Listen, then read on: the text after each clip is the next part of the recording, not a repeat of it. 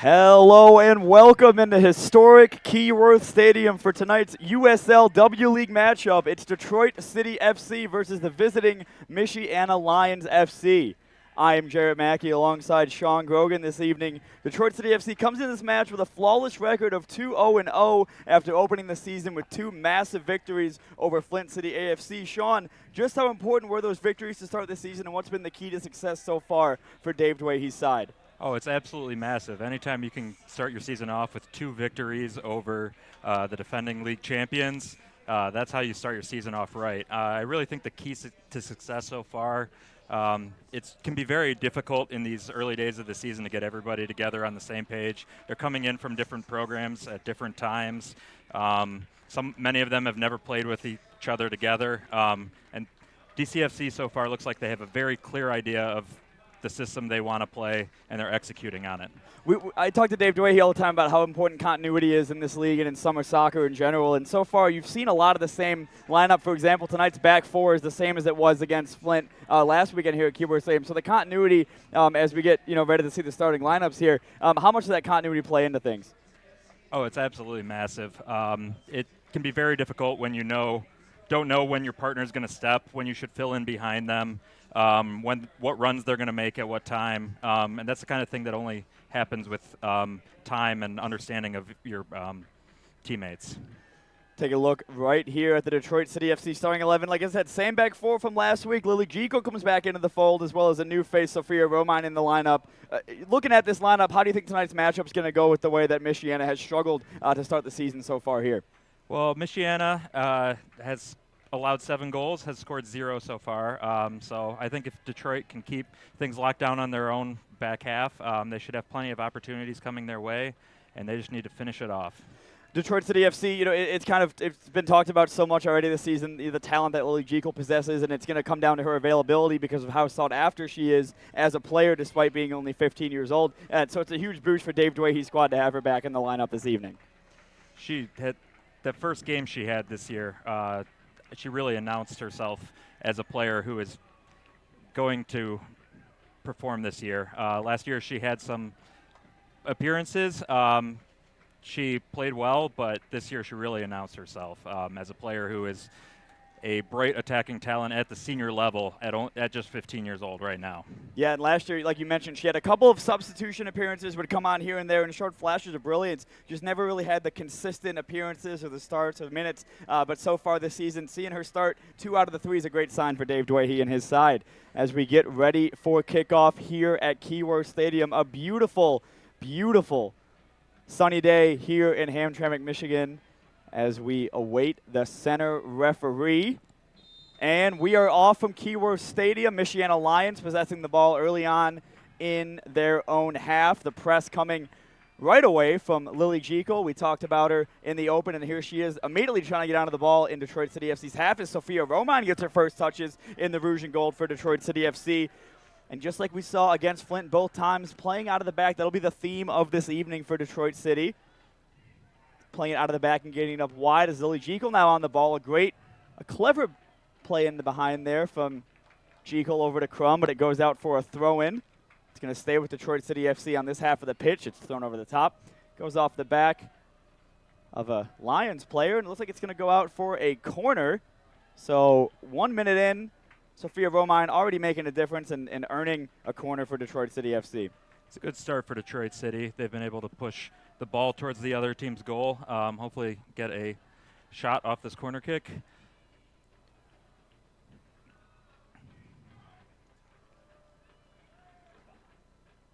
Corner comes into the area, just sort of bounces around the mixer and eventually cleared out by the visitors. All the way back to, I believe that's Drew Martin on the near side touchline. Cut out the last possible second there before getting to Romine. Romine trying to win it back from the visitors. It's going to go the way of Michiana, who are attacking down the far side, trying to keep it out wide. Some early touches on the ball. When you start the season off, 0-2, sort of bigger score lines than you would want, it's good to get touches on the ball, build confidence early on, especially in a big away match. This Michiana side has 7 out of their 11 starters today all play for the same college program, Bethel University in Mishikawa, Indiana. There are 2 other Bethel universities. It is the one in Indiana. It is a local school, the South Bend area. They are playing the NAIA, the Crossroads League, and they are actually the defending National Christian College Athletic Association national champions. So 7 of the 11 Michiana starting players all play together at that college program. We mentioned continuity. You mentioned, being familiar with when people are going to step and how they're going to step, and, having 7 of the 11 players from the same roster, that's got to help things. They are definitely looking like they have played defense together so far. They are building out of the back. Detroit City FC fully comfortable in doing so. We saw it have success at the weekend against Flint last weekend here at Keyworth Stadium in a 2-1 win for Detroit City.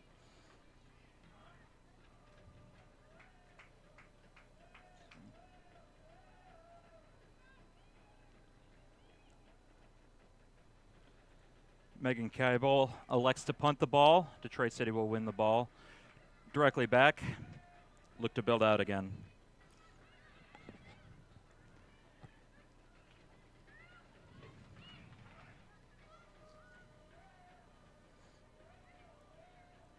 Early on, Detroit has managed to keep more possession and is starting to push the field into the Michiana defensive half. No real opportunities yet, but if you can keep consistent pressure like that, they should come in time.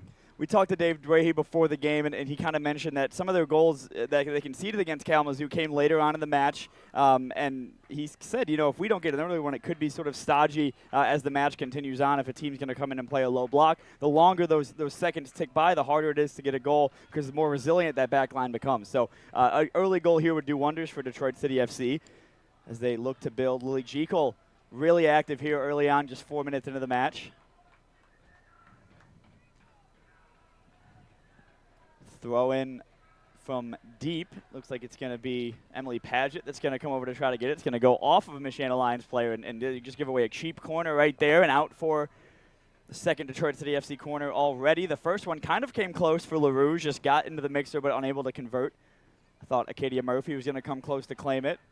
That one's going to be played into the area. It's going to be a far post run by Sarah Tricoli. It's going to go over and out, and that was dangerous for Michiana, sort of a shot across the bow for the visitors. Sarah Tricoli went for the back post, and nobody really picked her up. She had a pretty free ball there, just tapped it over the crossbar. Still positive for DCFC to get the opportunity like that early.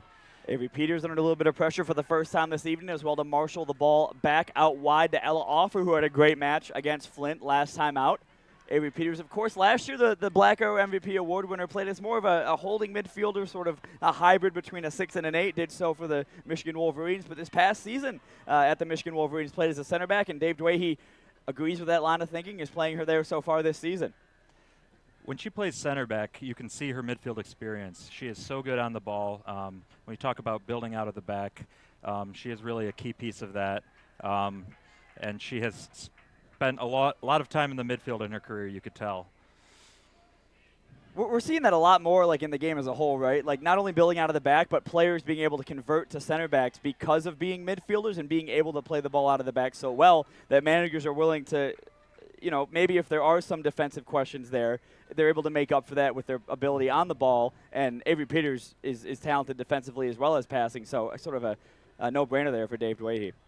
It definitely seems to be a position that suits her and will probably suit her as she continues her career. If she has any pro opportunities in her future, I can definitely see her continuing to stay at the center back position as she looks to drive forward through the Michiana defense. Yeah, a huge thing as well, being able to pass, being able to defend, but doing that confidently and not showing any signs of weaknesses when coming up against attackers, that adds another layer to it. And you mentioned with her stepping up right there into the midfield, it just reeked of confidence on that occasion. Playing out of the back now is Acadia Murphy, who was with Detroit City FC in their first season in the USL W League. Was sort of a bit part player then, but seems to have worked her way into a starting 11 role so far this season. Up into Romine, out of Romeo, Michigan, the Minnesota Golden Gopher. Paget now a great job to get back to Romine. Romine top of the area, left-footed effort's going to come in and calmly into the hands. But again, another shot across the bow there for Detroit City FC on the visiting Michiana Lions. Look to build out of the back now, get their own spell of possession. So far early on, just 7 minutes, it's been all Detroit City FC, but so far nothing to show for it except a shot on target. Offer plays it back to Peters. Peters back inside to Murphy. Murphy's going to get it out wide to Martin.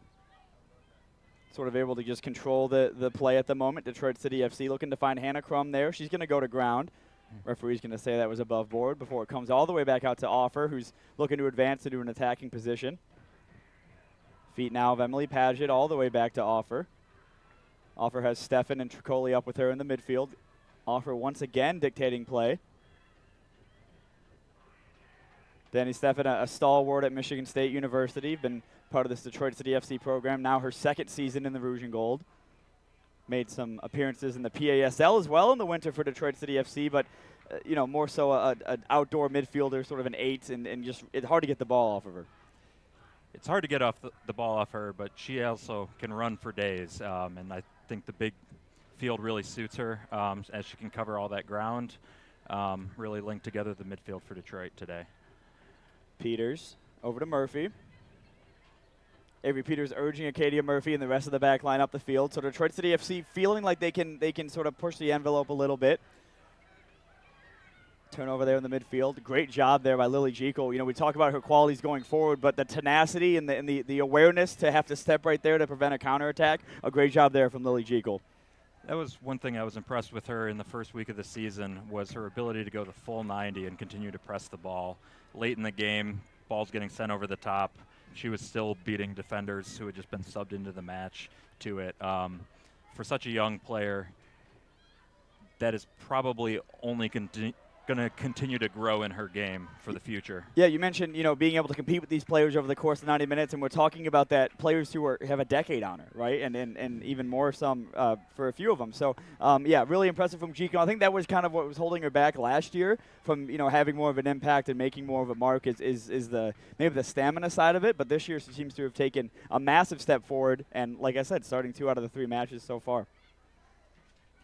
Her attacking partner from that first match, unfortunately not in the lineup tonight, Aubrey Ciampa, but she's another young player who really announced herself in that second game when Jekyll was out as another bright young attacking talent for Detroit. Adele Francis as well from that Flint game as well, and she came a long way. Didn't really get too much game time from Michigan State this past season, but clearly made a step up, both physically as well as technically on when the ball's at her feet as well. So it's good to have the problem of having too many young attacking forwards for Detroit City FC, and one that Dave Dway he's going to have to figure out over the course of this W League season.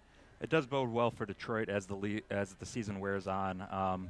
These short amateur seasons, players come and go. They've got other Lily things. Jekyll wins the ball back at the top of the 18. Lily Jekyll dribbling into space. Lily Jekyll just lets it run on and into the hands of the goalkeeper. But, you were talking and you saw it so quickly right there, how quickly she can turn the game on its head, and Michiana's going to be catching their breath that it didn't lead to a goal.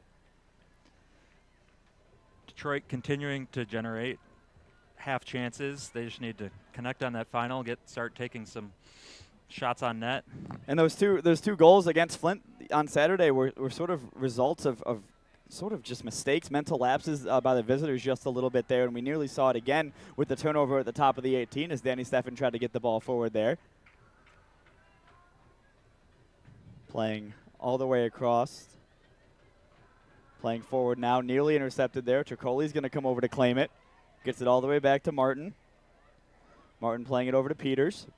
Peters seems to kind of be the quarterback of this back line. Just every time the ball kind of comes out of it, it's from her. Stefan pressing forward now. A great turn there by Jekyll to open up space for her fellow attackers. Lily Jekyll, right-footed ball to Romine. Romine gets it out wide.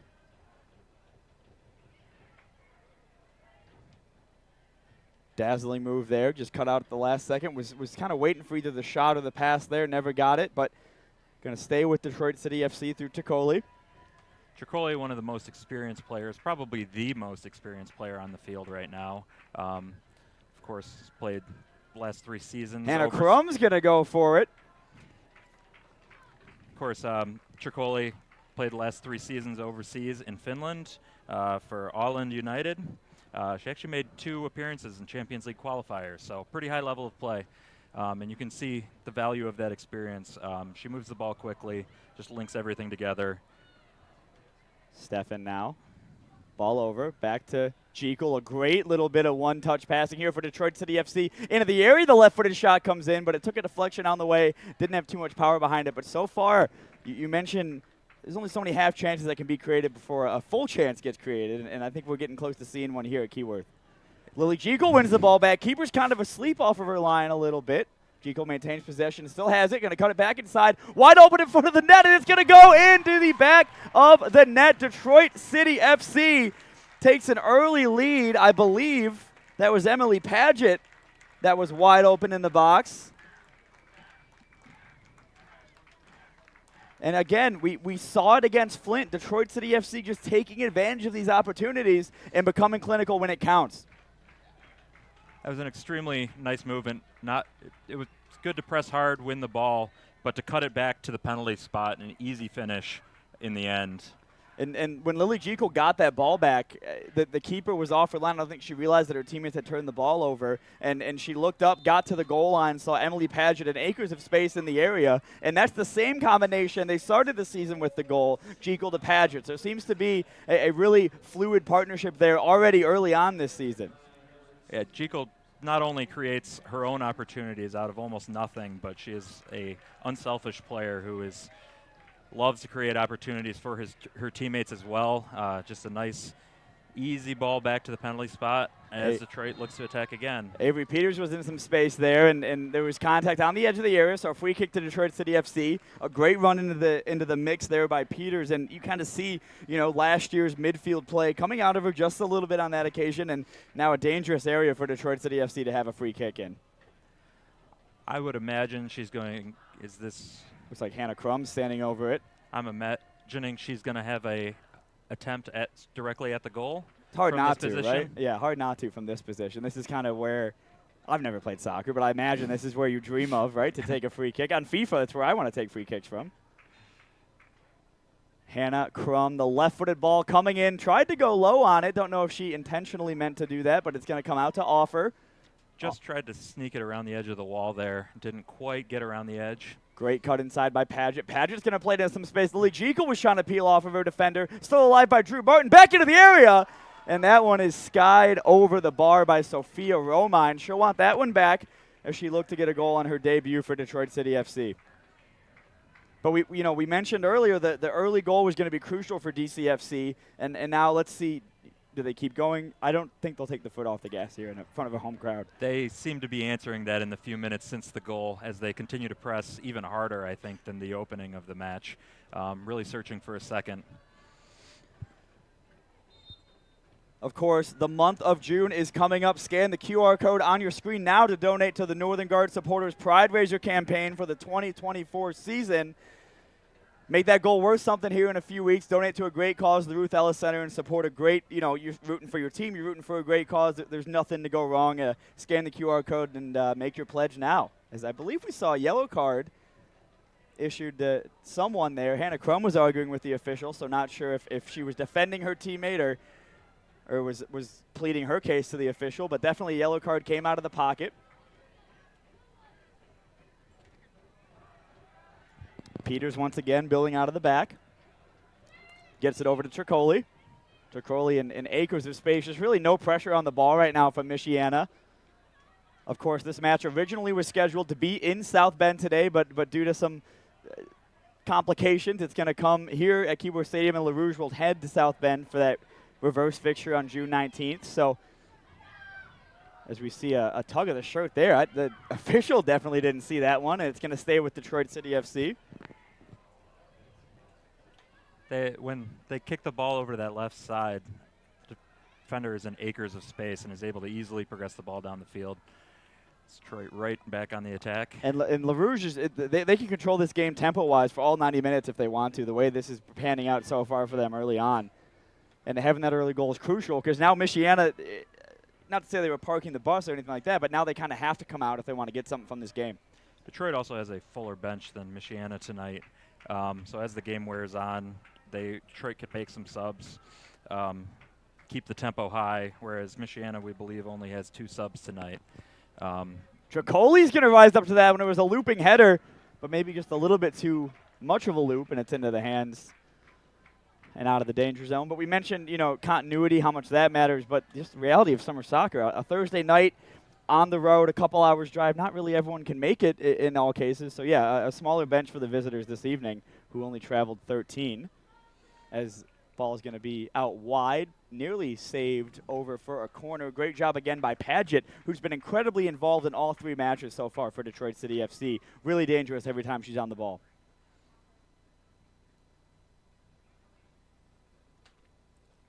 Crum now gets it out wide. Back to Crum. It looks like that one is going to go out for a corner. A little bit of an indecision there from the center official, but it's going to be out for a corner on the far side now for DCFC. I believe that's Padgett over to take it. So already a goal to her name this evening, looking to add an assist to that.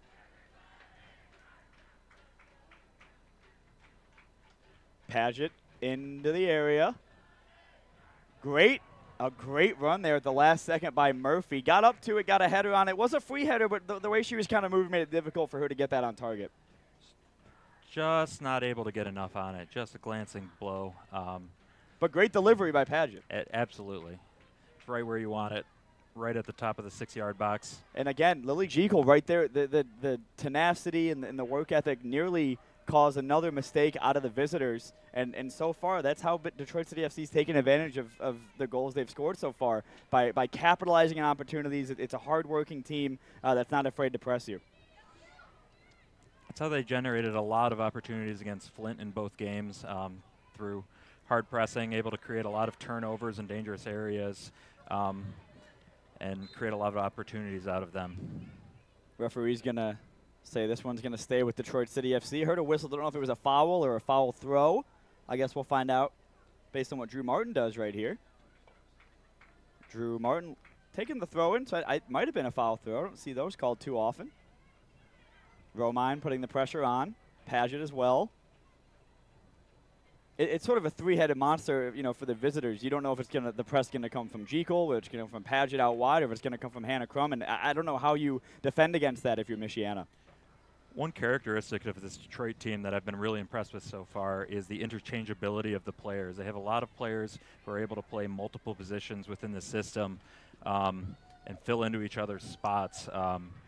As Sarah Tricoli on the attack. A great run into some space by Tricoli. She's going to cross it into the area. Took a slight deflection, eventually cleared away by the visitors. But again, Detroit City FC having success out wide and looking for those open bodies in the area. It's going to be Steffen on the turn now. Steffen's going to play it to Crum. Gets it back to Steffen. A great job by her to maintain possession for Rouge. Romine trying to turn out of some trouble. Romine cuts it inside to Hannah Crum. Hannah Crum now running into some space. The left-footed shot comes in, and Hannah Crum finds the back of the net. A fantastic finish from a wide position by Hannah Crum. And just like that, it's 2-0 Detroit City FC.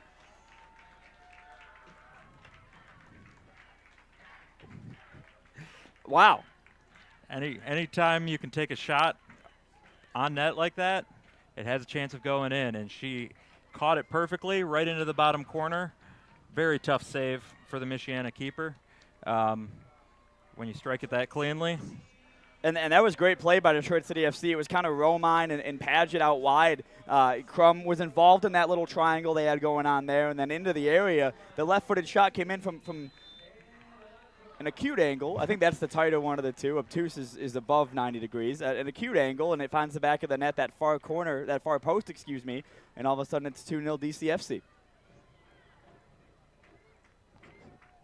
So a great start for Rouge this evening. Looks like things are cruising so far. Just 21 minutes gone as Avery Peters again advances the ball out of the back, finds Romine with her back to goal. Romine's going to advance forward, and it seems like the combination so far from up here at least has been Avery Peters to Tricoli, and let Tricoli kind of just maraud into some space and try to cause danger up the field. Steffen over to Tricoli. Tricoli now just acres of space to operate in, no pressure on the ball. And Ella offers in 30 yards of space on the far side touchline. Avery Peters advancing into a position of danger for the visitors. You mentioned Ella Offer and all that space out there. She's the only wide player in this system. For her to have that much space, there's basically no Michiana presence out that direction. And that means that Detroit is able to pack the center and generate opportunities. And center. Yeah, and Ella Offer had a great game against Flint, doing that exact same thing, just staying out wide. And Flint eventually wisened up to it as the second half wore on and kind of shut her down a little bit. But so far, Michiana unable to do so. But to their credit, she's not really been in a position to hurt them so far yet. And Detroit City hasn't had the lead on it so far, and they find themselves up 2-0 after 23 minutes. Foul near the midfield circle. It's been great, too. Not many stoppages of play so far. It's been a really free-flowing game, so a clean game so far by both sides. Even the few we've had, it's gotten restarted again quickly, which if you're a player, you want to play. That's what we want to see. You a player yourself, Sean? I have played a couple games in my day. Indoor, outdoor, what's the jack of all trades? Play both. Okay. At this point, I still play in the DCFL, of Nice. course. Part of the story of the creation of Detroit City FC. I'm still involved in the neighborhood league. What team you represent? I represent Morningside FC currently. There you go. When's the next game? Coming up? Tuesday. Oh, wow. You feeling ready for it? We are 2-0, so I am ready. A little bit of a tempers flaring right here situation. The referee got in 3 ticks of the whistle to try to break things up a little bit. No cards, not really a talking to either, but we were just talking about how clean things were and how smoothly things were going for both sides, well, more so for Detroit City FC. And then right as we say that, we see something kind of happen off the ball. So hopefully that's just a minor flag, but Detroit City FC, again, looking to attack and play on the front foot and get their 3rd goal of the evening. Detroit again pressing high and nearly winning the ball right at the edge of the Michiana box.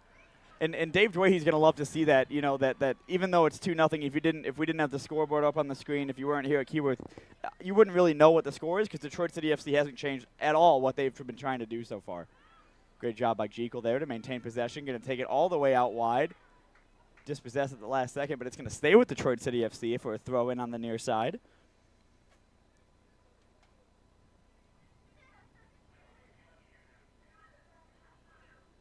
That ball eventually thrown in. Hannah Crum on the turn. Hannah Crum into some space, goes to ground. Referee's going to say, get up, and I agree with her. Not much contact on that one. She just slipped a little bit as she turned. Yeah, I don't think she was looking for a penalty there. And plus, she one of the many players that took part in the PASL this past season. In the PASL, that's not even considered anything close to a foul, right? It needs some checking action in the PASL with the boards. No boards here, no glass to bang on, that's for sure. That ball's going to come in. It's going to be Paget all the way at the far post to keep it in for DCFC. A great job, just unable to corral it with the first touch off the turf. And it'll be a goal kick for the visitors. That PASL season was so much fun. It was a lot of fun.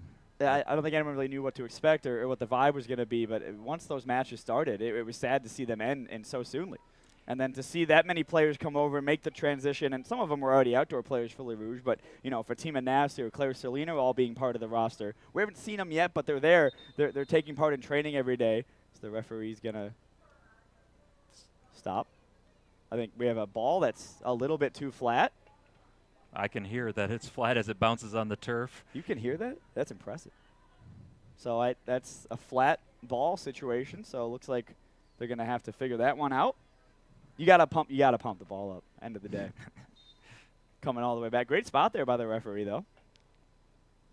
In a match that was already delayed kickoff. Really appreciate everyone joining us here on CBSDetroit.com. If you're enjoying the match so far, Sophia Romine. It's Sophia Romine, right-footed shot. Forces a save out of the keeper. Romine just so early on, not really, not been involved in the goals or the assists so far, but clearly showing her quality on the ball and off the ball and creating dangerous opportunities for Detroit City. She struck that ball cleanly, just not quite far enough to the corner. So now, for the first time in a while, I feel like Michiana Lions has a chance to have the ball in Detroit City FC's half, kind of see what they want to do, and for how this game's been going so far, they'll see that as a valuable situation to try to hopefully take advantage of. As that ball is played in the area, Shriver's quickly off of her line, and really just no threat of any danger right there for Detroit City. It's the first chance we've had to mention Shriver really tonight. The ball has been largely away from her, but she came up key in both Flint games with some big saves, especially at the end of that second game to keep Detroit on top. And another one of the players who impressed in the PASL, obviously was already part of the outdoor program for Rouge for the past couple of years, but to see her, go the way of playing indoor, doing a great job, and then seeing her once again coming out here for the W League season, it's great to see. And we mentioned the continuity, how much that matters. These players have played together, 12 games so far, before the W League season even starts. So it's only going to add to that chemistry on the pitch. Detroit City FC now into some space. Danny Steffen's going to advance the ball forward. Has Lily Jekyll. Lily Jekyll, a great first touch, but kind of just bounces away from her and eventually gets it in. Great job to – thought she kept it in, but the referee's going to give it as a goal kick. I don't see the difference if it was in the keeper's hands anyways, but you buy the whistle. You might as well use it.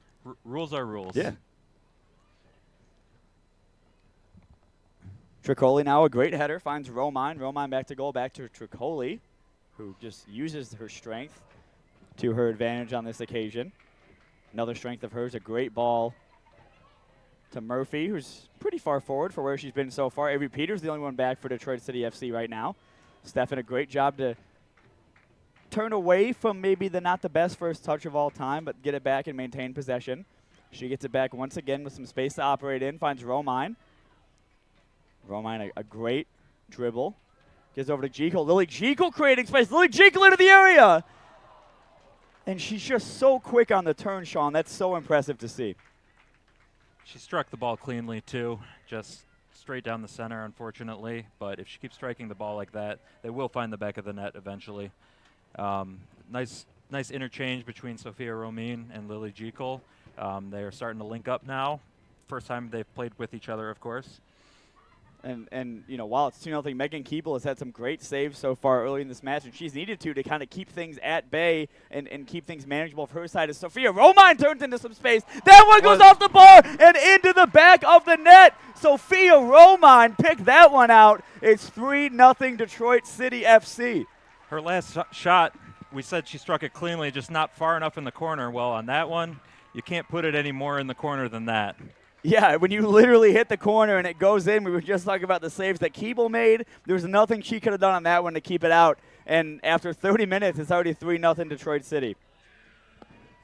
And that's a great start for her from Romeo, Michigan. Has some family in the house this evening as well, so they'll be delighted to see that one. And a great start to life for her at Detroit City FC, the Minnesota Golden Gopher.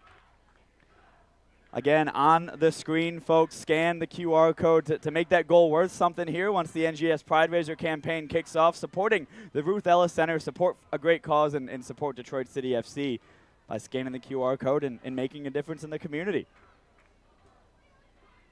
Michiana Lions now having to just get something going to get something out of the game. I think as harsh as it is, only 30 minutes gone, we're starting to get to the point where this game is unsalvageable from a points perspective for them. And Detroit City FC doesn't look like they're going to slow down anytime soon.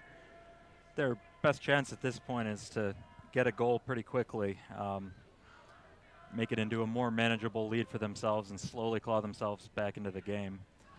So they really have no choice at this point but to push for a goal. Looking to just string a couple passes together, get the momentum, but also the confidence back up for some of those players. It's been interesting because I don't think they've had any players that are particularly sticking out for playing poorly. I think just the system that Detroit City FC is employing is so overwhelming to them that they can't really keep up with it. One thing about this Detroit system, they're playing in like a 4-2-2-2.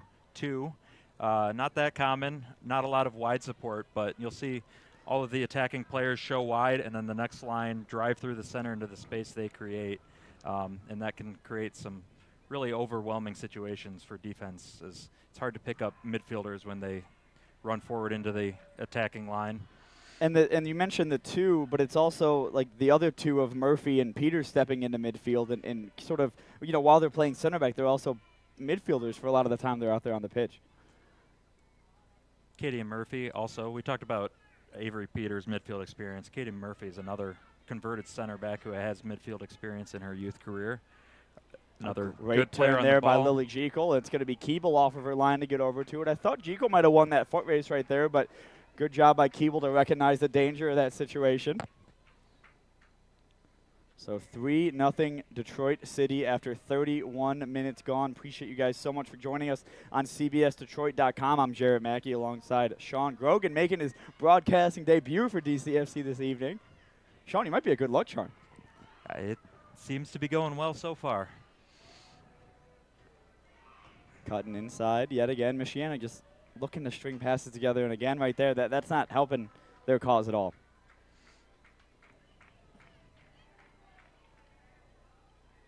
Ball's back into play. Michiana retains possession back. A good turn right there. We've seen them. They've looked good on the turn at times, but it's the pressure that Detroit City FC is putting on that they're unable to string passes together to get forward up the field. A great job by Murphy there to stay strong, and she kind of feels like that got a little heated right there for a second.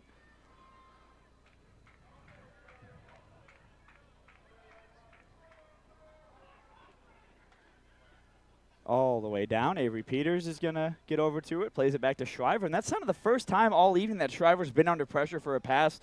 Honestly, her third touch the whole evening for Shriver there, but nonetheless, 1 out of 3, 33% pressure. Calmly passed it to the outside. One thing about playing in the PASL this winter is I think it really got her a lot of time on the ball, a lot of passing reps. And quick passing, too, because of how tight those spaces are. There is no time on the ball in indoor soccer. Right-footed effort comes in that one. I think depth perception played a factor there. I thought we just saw 2 of the best goals we'll see all season back-to-back right here at Keyworth Stadium. Just on the wrong side of the post. Worth the price of admission, this Detroit City FC women's side. Off to a 2-0 start already and looking like the odds-on favorites here to advance to 3-0-0 to start the season. Can't really ask for much more than that. Currently tied at the top of the standings with Grand Rapids, both at 2-0. Romine back to Midwest United. I know that's as they're called now. It's a long-time DCFC affiliation coming out in you right there. I make that mistake all the time. That's why I'm glad Ann Arbor's still Ann Arbor and Kalamazoo's still Kalamazoo, right?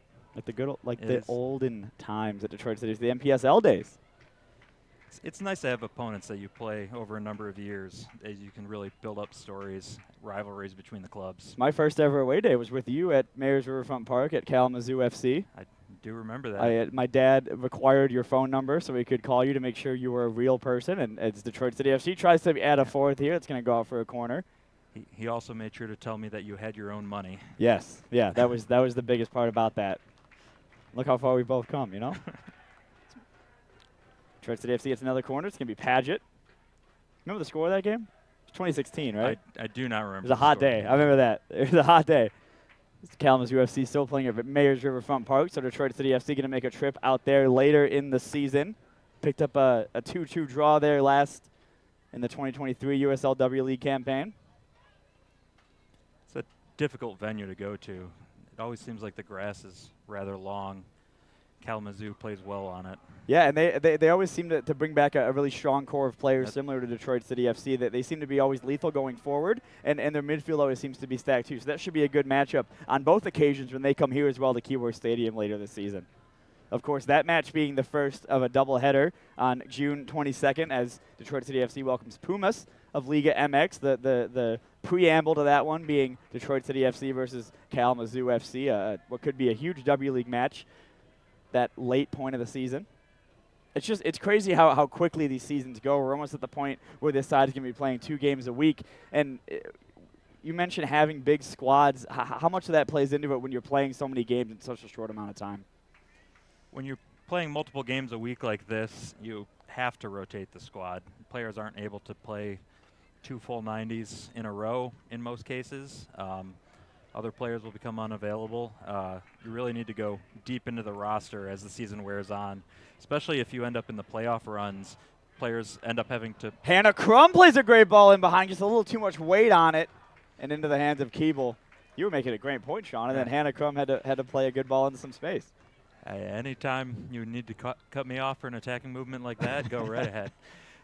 But as I was saying, as you go deeper into the playoffs, some players who are college NCAA players have to return to their schools, become unavailable. You have to go deeper in the roster.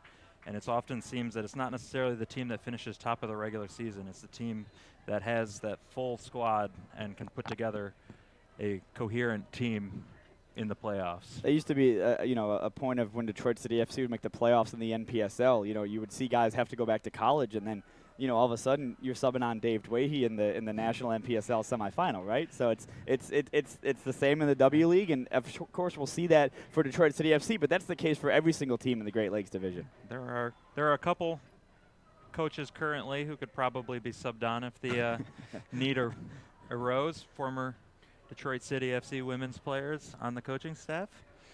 For sure. Lisa Barron, of course, the sports performance coach. You have Danny Evans, of course, who made a couple appearances in the PASL. She was also the head coach of that team, so a rare player-coach situation. Good to see her back with the staff this year again for the outdoor season, as Hannah Crum does well to track that one down, and a great ball over to Drew Barton, who just spins her way out of trouble and has the ball in some space. That was Paget, tried to get it through over to Romine.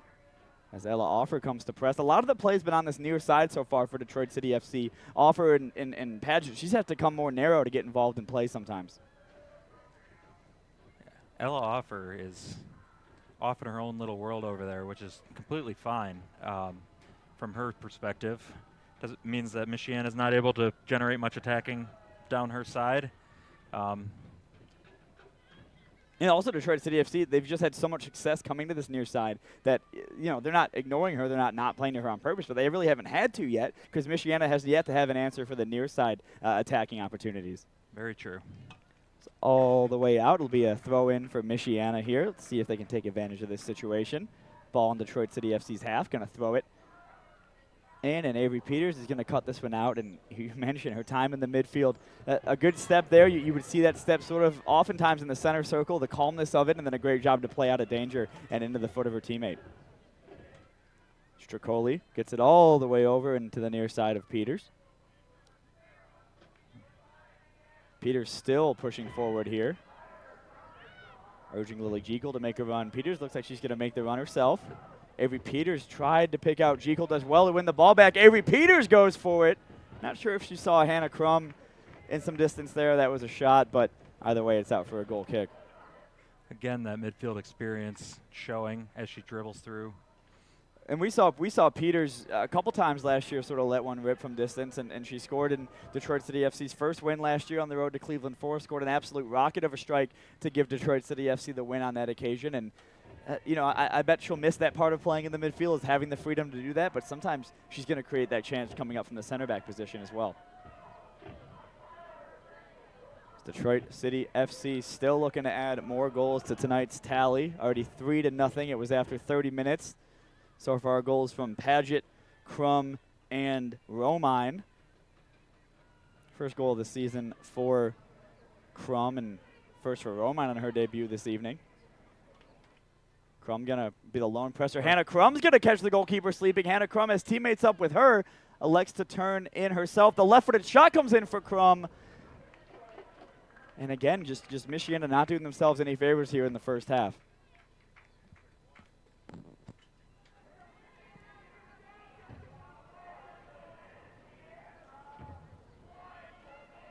Right-footed effort's going to come in. Tried to hit that one sort of on the half volley. Never really had full control over it. Really didn't trouble the keeper too much at all. And it's going to go out for a goal kick.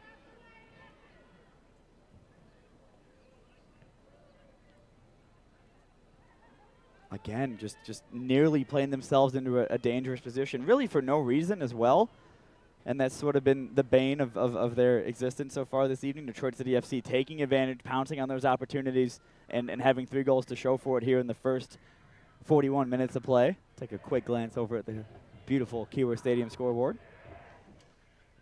Peters playing the ball forward to Stracoli. A great no-look pass there. Tried to find the feet of Romine, but just loses out on the physical battle on that occasion. Remember me saying that because I'm not going to say it too many more times this season. Pass it across to Danny Steffen. Romine now. Space to operate. A great ball over. Paget finds herself in some space. Paget to Martin, the Western Michigan connection showing true on that occasion. Again, right there, a clever 1-2 from them as well. A great job to dribble into the area by Drew Barton. The shot comes in from Jekyll. deflected at the last possible second, but Michiana keeps it in, out. Romine, a great press there. Good effort from her to try to maintain possession. I think it's going to stay with Detroit City FC. A great throw in by Martin to find Romine. Romine in the corner over there. Good job by the Michiana defender to go to ground, but even a better job by Drew Martin to keep it in. Danny Steffen has a rip off the top of the bar. Lily Jekyll looking to pick up the scrap. Excuse me, that was Hannah Crum.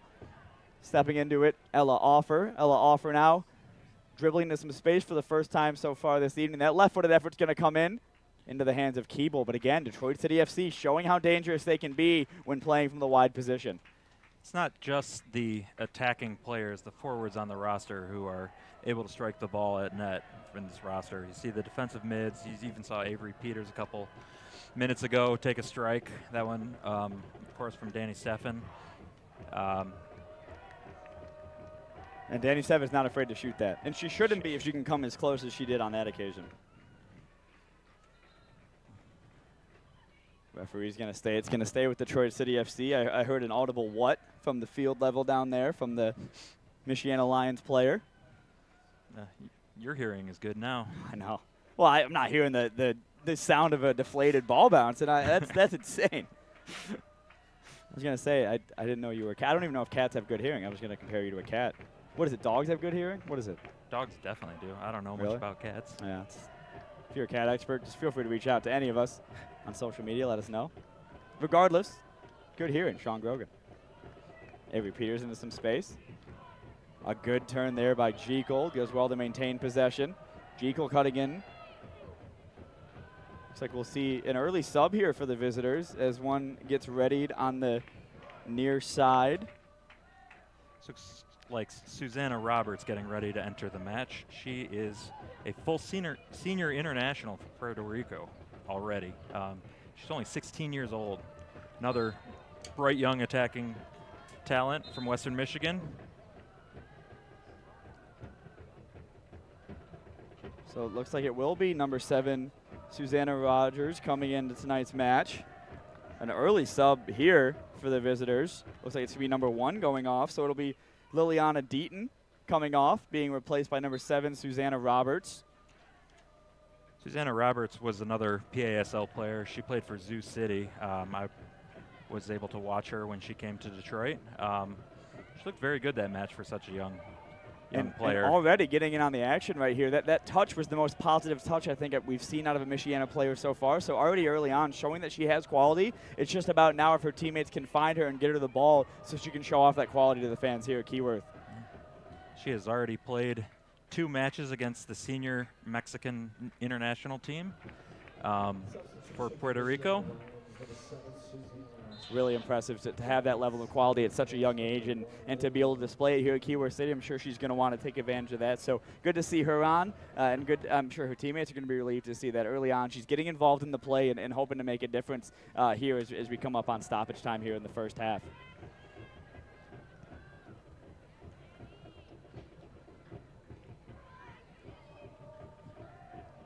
No word on stoppage time as we're well into it now, just unsure on how much it is. So your guess is as good as ours. If you're at home, pick your favorite number, likely between 1 and 5, and try to just guess what stoppage time is going to be.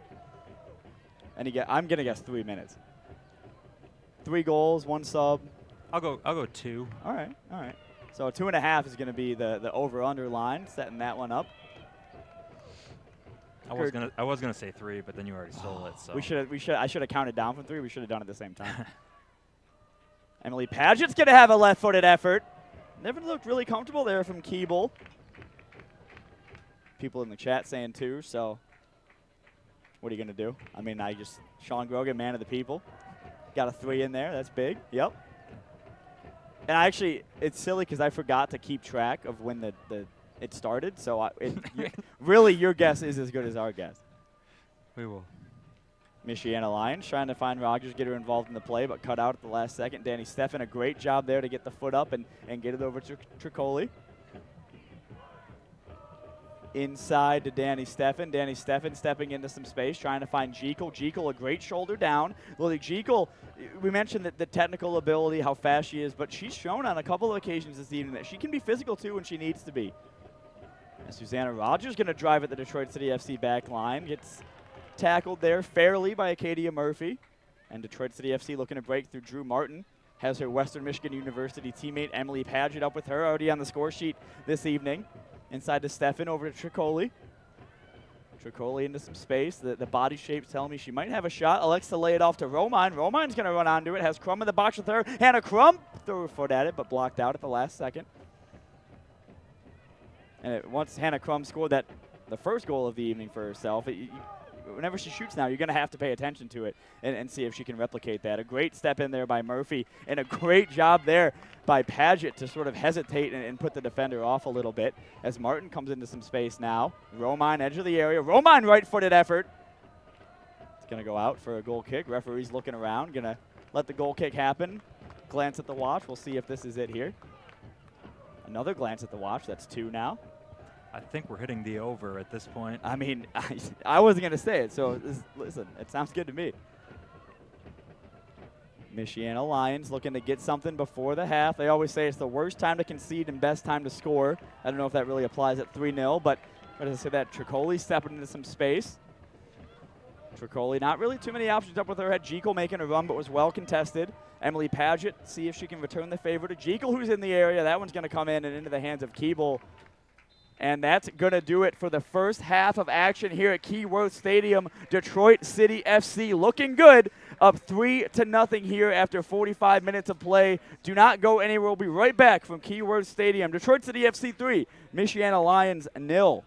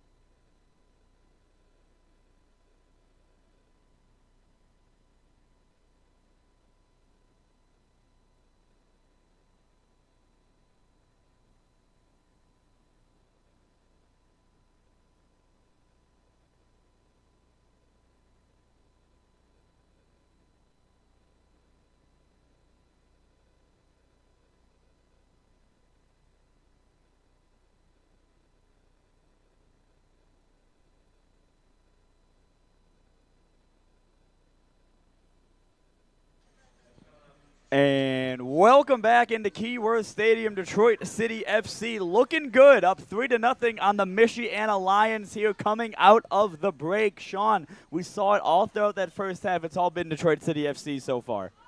That was about as dominant of a half as you could ask for. Detroit City looking to keep the tempo high in the second half. We might see some subs too. I mean, the freedom that Dave Dwayhe kind of has now is you're up 3-0. The game's kind of been all you so far. You sort of have a chance to rest some of those players and get some new faces on and see how they kind of fit into the system. Names like Ella Kane could make their first appearance tonight as well for Detroit City FC. You see Alexandria Teffen down there as well. I believe that Sarah Tricoli has a warm-up top on, so her night might be done so far. Just looking at the players on the field, trying to figure out who's coming on for her. And I have not found it yet. Yeah, Ella Kane is more of an out-and-out forward, so I can't imagine she'd be filling into that slot unless we're seeing sort of a different shape from Dave Dwayhe, maybe a 4-3-3 we're hearing reports of. So sort of a tactical switch on offer here in the second half. I have it on good authority, actually. They're switching to a 4-3-3, so if that changes, your thinking and what you could see being possible in the second half, that would be the cause of it for sure. Ella Kane is an out-and-out forward, so I can't imagine what that different shape looks like. So going from a 4-2-2-2 to a 4-3-3, not the best at math, so I'm struggling to see where the number goes up and the number goes down. So any mathematicians at home, feel free to help us out. It does look like it will be T-Fend who is coming on to the fullback, yeah. Left-footed. So she will probably either play either left back or as a left winger if they're switching to a 4-3-3. Yeah. Last season we saw Drew Martin play some minutes in the midfield, so maybe she's stepping inside a bit, and Teffen's coming on, to fill that role, and she's taking the role of Tricoli in the midfield. Wouldn't be shocked to see that. And I believe Ella Kane is going to be coming on as well. She doesn't have a penny on. She doesn't have a warm-up. She has a kid on now, so number 37 looking like she's going to be making her debut for Detroit City this evening. Another young player, another young attacker out of the University of Kentucky. But that's the freedom you have, right? Up 3-0, been playing dominant in front of a home crowd. Game looks to be sort of in your hands. You get to do things like this and get some players minutes that normally wouldn't otherwise. But still, great to see 3-0, and every one of those players in this group right here looks locked in. And the vibes seem to be high. Dave Dwayhe. I mean, what can you say about Dave Dwayhe? DCFL, you're familiar with Dave, right? I mean, still a great player himself. He is a way better player than he will ever tell you. He's the most humble person. He is. Incredibly humble. And he loves getting involved in training. The team trains, 2 to 3 times a week over at Lawrence Tech University, and he loves getting involved in the action, getting involved in the rondo and in the other games. So, while he loves being on the sideline, he also would love to be out there as well, as we see Ella Kane hand the substitute card to the official. And I actually see Gabby Shriver without gloves on, so I believe Dayton Waymer might be coming in net as well. So Waymer checks into the match, so it's going to be 88 in and 37 in. I don't know if there's any other subs to report on thus far. It does look like Teffend has a card in her hand that she's walking over to hand to the referee. And Teffend as well. So Teffend comes into the match as well.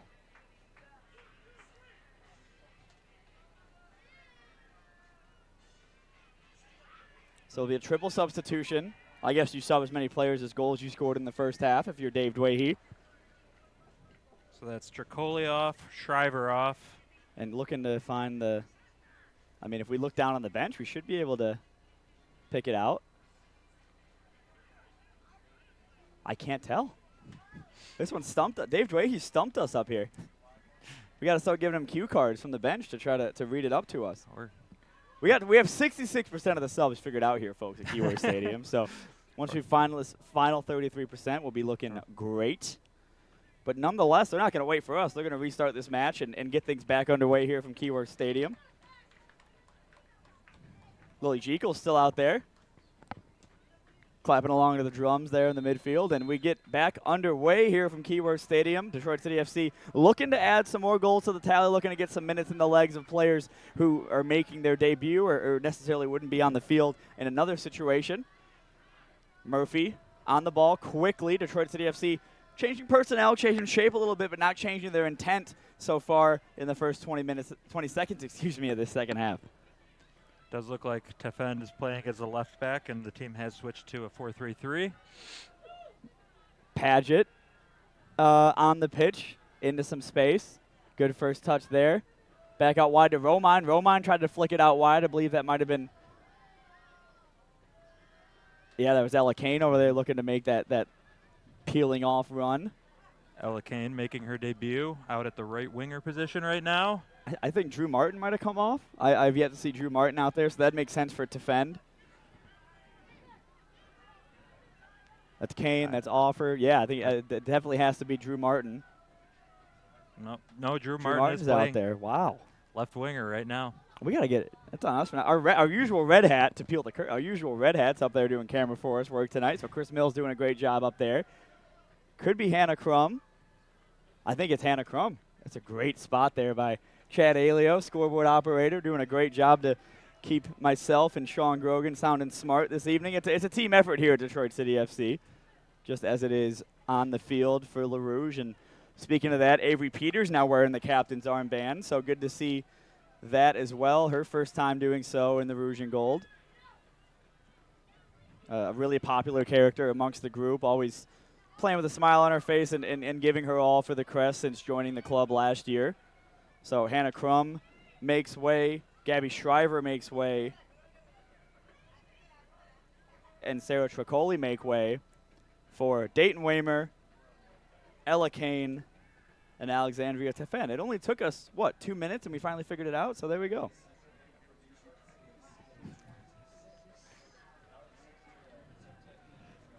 Detroit City FC early on, still doing what they've been doing, and now we mentioned the chemistry that they had in the first half. We might see that drop off just a little bit because these are players that don't necessarily always play with each other. They don't get minutes, and they wouldn't really be in the same groups in the training sessions. But we'll see how they integrate into this squad and the difference they can make in the second half. Absolutely, that's a good point. They've also changed up the system, which will add a little bit more uncertainty into how they're trying to play the game. I did notice at the end of the last game they played, they switched into a 4-2-3-1, so 4-2-2-2, not the only trick in David Wahe's bag.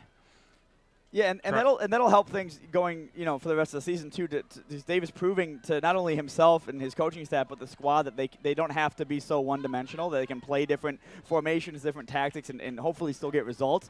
And even though you're dominating the game and you're doing these things, you're still getting those reps in and playing a different shape, different looks in the midfield, different looks going up the pitch. So this will be invaluable to Detroit City FC and Dave Dwayhe's coaching staff.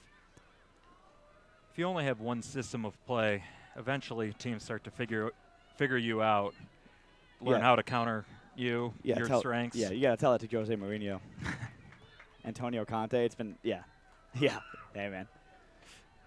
I'm not bitter. Ball's played forward. Really good touch to bring that one down by Emily Paget.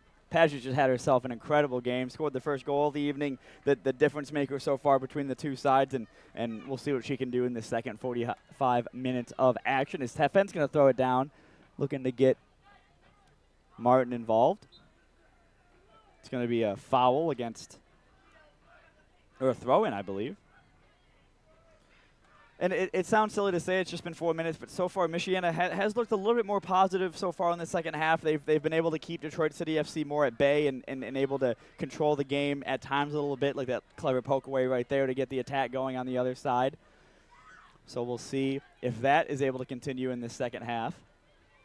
But right as I say that, Paget tries to win the ball back. Referee's going to say that she was the aggressor on that occasion. No arguments from her. I think it was just a 50-50 physical battle. You got to call it some way, and it goes the way of the visitors. Just a slight tug on her shoulder. Nothing too much there. Just going for the ball. Just going for the ball. Right-footed effort played forward. Nearly lost it in the sun, but Acadia Murphy did a great job to keep that one with Detroit City FC. Ella Offer, some great pressure there. It's going to go out for a Michiana throw-in, and you kind of mentioned the quality that Rogers has, and when she's been on the ball so far, she's been their brightest player. They do look like they are trying to find her pretty quickly, play direct to her. She does have quite a bit of pace, so looking to get something started that way. That Sioux City team was fun to watch in the PASL, of course. They came to the field house, and they played their games at Soccer Zone over in Portage, Michigan, and a great venue out there for the PASL as a right-footed strike comes in, takes a deflection. Waymer was kind of off-put by a second, and she should have been because it took an awkward deflection and out for a corner for the visitors. So this will be a positive start for the visitors. They'll like to see this, and it might show a sign of things to come in the second half of working harder, getting more involved in play, and sort of keeping Detroit City FC at a standstill. Corner coming in now on the near side. It's going to be a right-footed delivery. Headed awkwardly into the area, and the shot eventually came in, but not really a clean one. There's a lot of traffic in the area, but the Michiana Lions now dribble into the area. Spinning there's a 4v1 Detroit City FC. That shot's going to come in, and Murphy's going to deny Dayton Waymer the save, but then plays it back to the visitors. That shot's going to come in, a left-footed effort. Waymer's down to it. Good save from Waymer. That ball was dipping a little bit. It was a good shot in by Lena Thomas. That was had Waymer guessing a little bit, but did well to get down to it. That was probably the best passage of play for the visitors so far tonight. Managed to generate a couple of chances for themselves. And it came from sort of a mistake by Detroit City FC. They've been rare so far this evening, but Acadia Murphy kind of just a little bit too careless with the ball and gave the visitors an early chance here in the second half. A good dribble in here. It's going to be on the top of the 18. Tried to get it over across, but it's going to come all the way out. But Danny Steffen tracking things down to stay with it. It's going to be Martin now. Martin cutting inside, looking to pick out Jekyll. And Teffen's going to have some defending to do. I tried to rhyme. I almost rhymed Teffend and defend, but it didn't come off as well as I would have wanted it to. Keep working on it. Yeah. We got what, 38 minutes to do so I'll sneak that one in there. Steffen now into the midfield. Finds Romine. Romine, of course, scored definitely the goal of the season so far for Detroit City FC in that first half in her Detroit City FC debut, the Minnesota Golden Gopher. Spent 2 years as a Wisconsin Badger before transferring over to Minnesota, so just a 4-year player in the Big Ten. Obviously the quality that brings with it, but not just, a player, someone who's there to take part. She was one of the key players of the Golden Gopher squad for the past 2 seasons, so great to see her in the Rouge and Gold this evening. I believe she led them in scoring last year. And came second the year before. So, got quality, and if she's picking out shots like that, makes sense to me. If you can generate goals from the central midfield, makes things very easy for your team. And she has that quality going forward because on her Minnesota, athlete bio on the website, it says midfielder/forward. So definitely no stranger to going forward. As Rogers is going to have a chance, why not? That one's going to go up and out of play for a goal kick.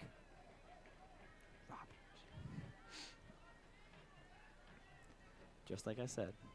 Waymer sets the ball down. Going to get things started right away. No time wasting for Detroit City. And, we mentioned these players that are coming into the fold for the first time this year. They're going to want to prove that they can play and they can be a part of this squad. So I don't expect any, foot off of the gas from Detroit City FC here, especially from those players that want to make an impact and show that they belong in the Matchday 18s. A great ball out wide from Romine to Martin. Martin now cutting into some space and makes her way into the 18-yard box.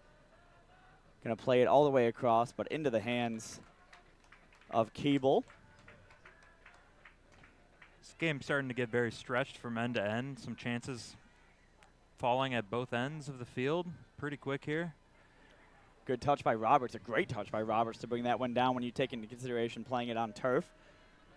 Murphy, good job to get that over to Romine. Romine's been involved in absolutely everything so far this evening. Great turn there by Jekyll to open play up for her teammates further down the pitch. Just unable to collect it was Romine. Sort of the ball was a little bit behind her. And it's just such an interesting dynamic on this roster between older players, more experienced players, and then younger players like Jekyll and Siampa, who scored, of course, the brace against Flint. Is that dynamic going to be useful, Dave DeWahey? You're getting the energy from the younger players and the experience from the older players? I definitely think it is useful, especially when you're talking about younger players who have a huge amount of upside to them. Being able to get them in with players who have that amount of an experience, even with players who are coaches themselves already, really helps them develop quickly.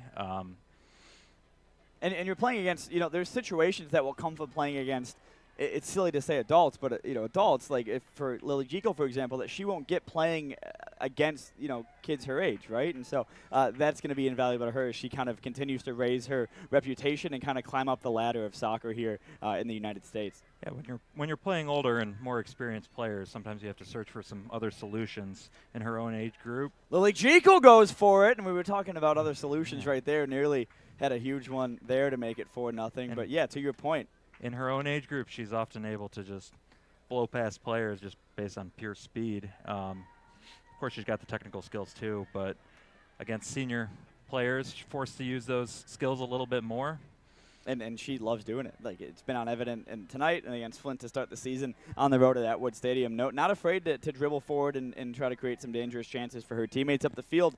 And it's been valuable so far to Rouge at the early parts of the season. That one's going to come up for an offside flag, I believe. Looks like a player from Michiana's down and holding their face.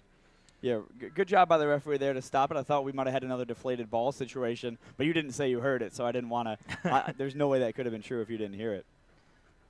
Trainer onto the field. Good to see the trainer come on quickly to 10 to the player, and that far side on the near side. And a couple times, just a small observation. On the near side, we've seen the Michiana coach walk onto the touch line, and there's actually two lines at Keyworth, as you can see viewing from home. There's a green one and then a white one. I think he's thought a couple times that the green one has been the touch line, and it hasn't been. So that's something to keep an eye on here in the second half.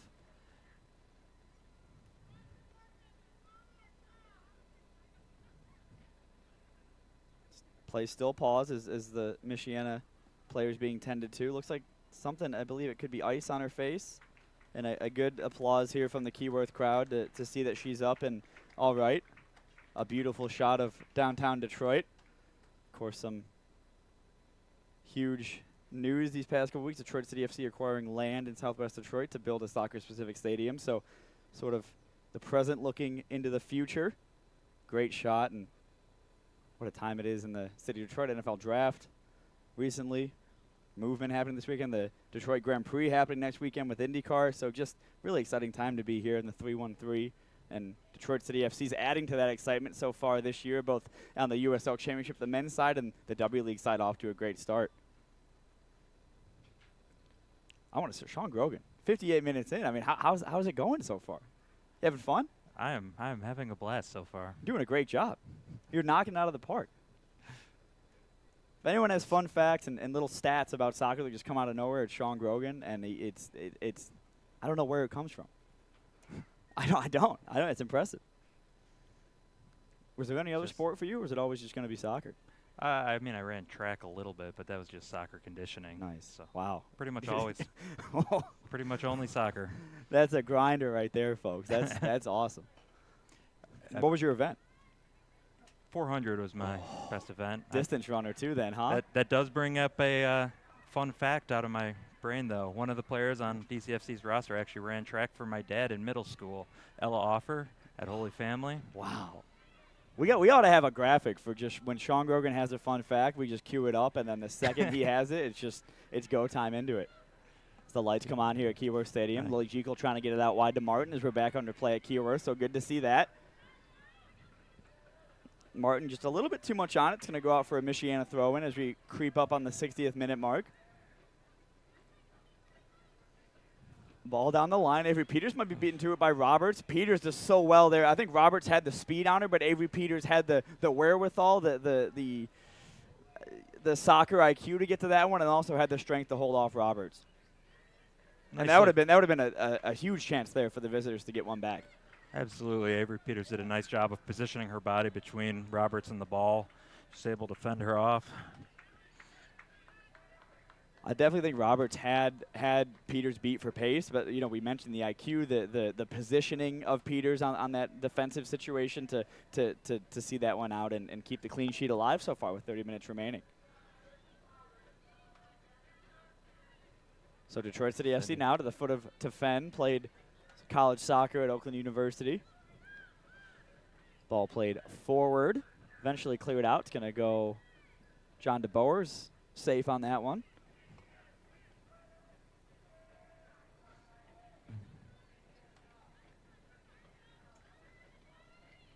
Romine, going to go out of play. Throw in there. Lily Jekyll. Lily Jekyll stepping away from her defender, getting Danny Steffen the ball, just cut out the last second, the 7-on-7 play right there. Number 7s, excuse me. Roberts and Steffen.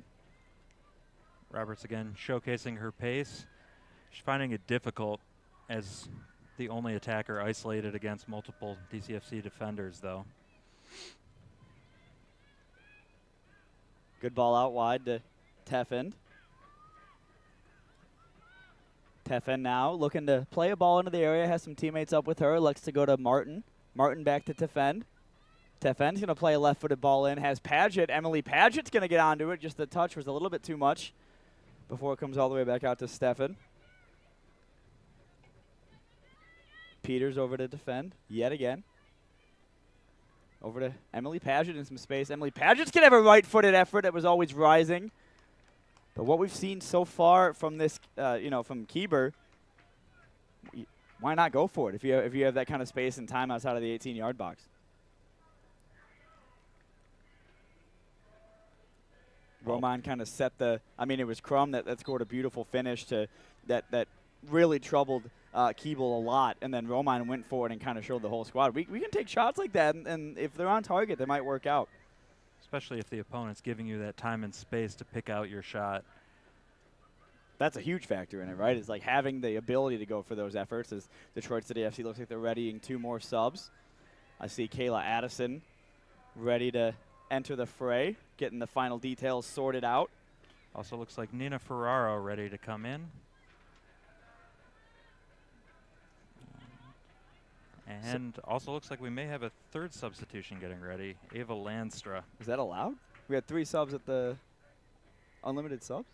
I think it's 7 subs. There you go. In the amateur leagues. There you go. So another triple switch for Detroit City FC here getting readied. Dave Dwayhe just more than happy to get some fresh legs in there. Lily Jekyll's going to have a right-footed effort. Lily Jekyll! Wow. Sort of caught the keeper sleeping there, caught everyone in the stadium off guard. She knew it the whole way. It looks like one of the easier goals she'll score, and she makes it 4-0 here at Keyworth Stadium. Lily Jekyll puts herself on the score sheet. A goal and an assist for her this evening. That's a great strike. Just, we can't say it enough, the quality that she possesses. And we mentioned being able to go 90 minutes, having the stamina to do that at such a young age. And 64 minutes gone, she doesn't look like she's slowing down anytime soon. Looked to me like the keeper just got caught out a little bit, expecting the ball to be blocked by her defender. Didn't quite get the foot on it, slipped between her legs, found the bottom corner. And once it got through that first defender, it was really, once the keeper was too late to it, there was nowhere it could go other than the back of the net. And it's 4-0 for Detroit City FC now with 64 minutes gone. And Detroit City FC was already already in the process of making a triple substitution, but now it's going to be even easier considering the game is that much more put to bed already. Teffen now. Again, Lily Jekyll on the turn. A great turn by her. She'll have space to shoot if she wants it. Lily Jekyll tries to stay on her feet, goes to ground. Good job there, though, to try to stay on the feet. Had the contact early, could have gone to ground a lot sooner, but wanted to stay in it because I think she saw that shot opening up for her. She definitely was looking for the shot, trying to stay up, but they were probably going to take a direct shot off of this. We saw this sort of a very similar position earlier. I mentioned this is where you want to be at. Maybe a little bit more central than that early one was, but the left-footed strike's going to come in from Steffen, and the keeper gets down to it and makes the save. Takes an awkward bounce right before the keeper. Does well to collect it. Is that bounce because of the turf, or is it just it landed in front of her? And just an awkward spot when it bounces up to sort of shin height. Do you play it with your feet? Do you play it with your hands? And just so for those watching home, Sean Grogan was kind of playing Twister here in the press box, just moving around and showing me. In real life, it's a shame we don't have a camera on it to show you what he was doing. But, yeah. Good save, though, nonetheless, and keeps this game at 4-0 as Peters is marauding into some space going forward. Good turn there by Romine. Romine's going to play that one across. A good switch there into some space to Danny Steffen. Danny Steffen gets it over to Tefend. Tefend now has some space to go forward. Cuts into the box onto her right foot. Gets it over to, the opposition. I think tried to just fashion the space for a shot there, but it goes the other way. Great tackle there by Romine. She's been absolutely fantastic so far this evening. I talked to Dave Dwahey. He was really excited to get her into the fold and get her some minutes and see what she can bring to this squad. The strong get stronger with the addition of hers. Lily Jekyll goes for it, and that one was always kind of going wide, and that might be her last action of the evening, as we'll see a triple substitution. Looks like Jekyll might be staying on here. I believe that's Paget coming off, so that'll be one of the subs. Looks like Danny Steffen coming off. So Paget off, Seven off, and is that Drew Martin coming off on this near side as well? Yes, it is. So a great showing there by those three as well this evening, kind of staying in the fight, being really, really aggressive going forward, and rightfully got some applause when coming off of the pitch. Kayla Addison enters the match.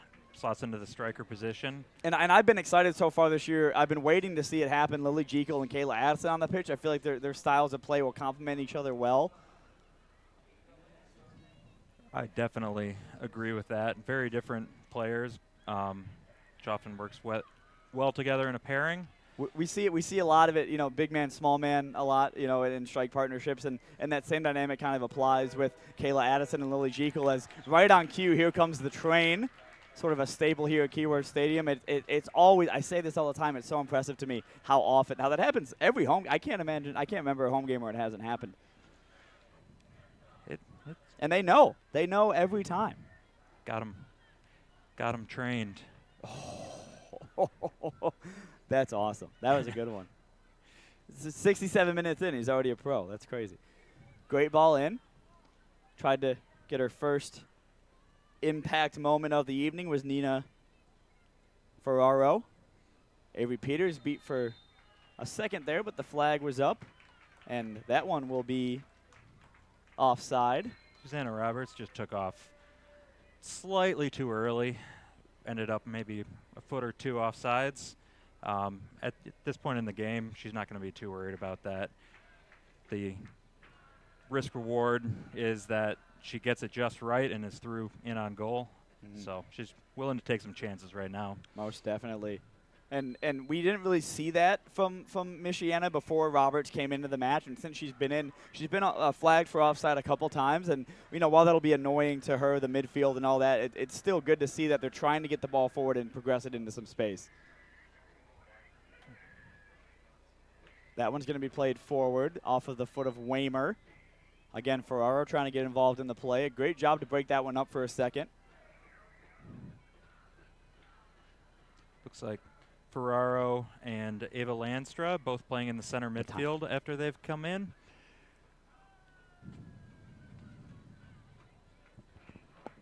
That one's going to go out for a goal kick. 70-minute mark creeping up on us here at Keyworth Stadium. Detroit City FC looking good, 4-0. It's been this game. We mentioned it got over relatively quick in the first half. We were already talking about Detroit City FC. Mentally, you could kind of bank the 3 points when it was at that 3-0, really even at 2-0 mark the way things were going. And now for it to be at 4-0, 6 new faces on the field. It's been a great night so far for Dave Dwahey and his staff. And a really good ball out wide, looking to make the night even better. Ella Kane now on the ball. You could see she was trying to shape her body out there a little bit for maybe a dribble inside or a shot across the face of goal. A good job from her, and really her first dangerous involvement of the evening. Does well to win the corner. Gonna taking it on the far side. Corner coming into the mixer. Really good delivery. Avery Peters gets up to it. It was a looping header. It's going to be put in by Murphy. Murphy again. Acadia Murphy off the post.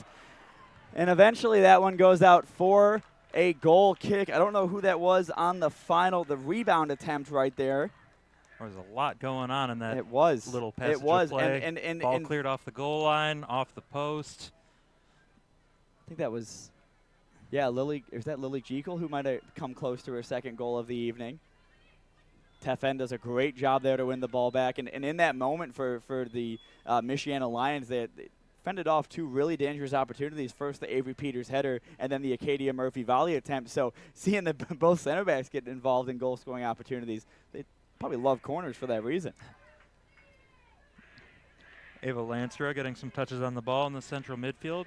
Probably also see her play some minutes as a central defender this year. Another one of those defensive midfield. We'll see it again here. A really good job by Murphy. Had two attempts at it, and then it goes off the near post before going out of play as Jekyll tried to get her second of the match. So a good job by Detroit City FC keeping their foot on the gas. We spoke to City legend Seb Harris in the offseason, and he said that defenders sort of live for corners because they really feel like that's one of their only chances to get on the score sheet when we were reminiscing about his famous goal on opening night at Cass Tech against Cleveland.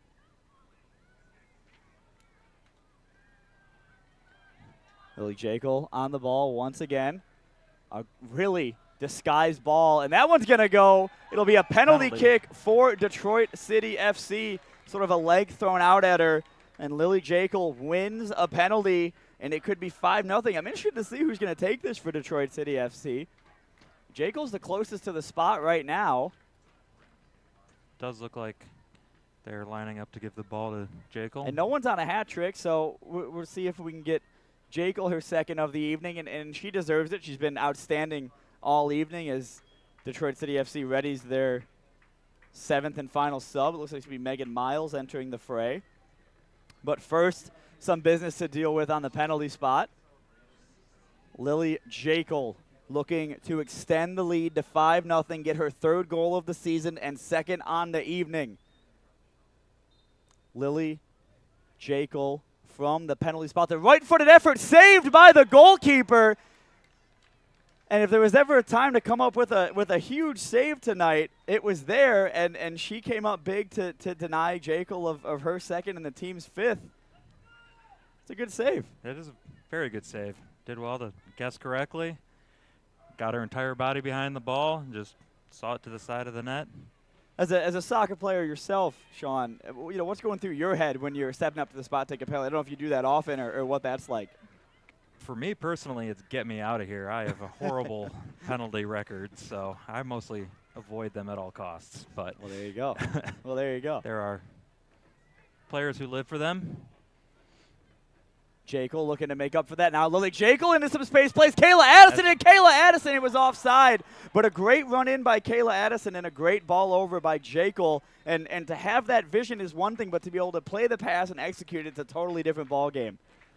As we'll see as the seventh and final substitute being made here, it's going to be Megan Miles entering the pitch for Acadia Murphy. Acadia Murphy, another fantastic showing for her tonight at center back. Played 74 minutes as Megan Miles comes on for the final 16, but a great showing from her.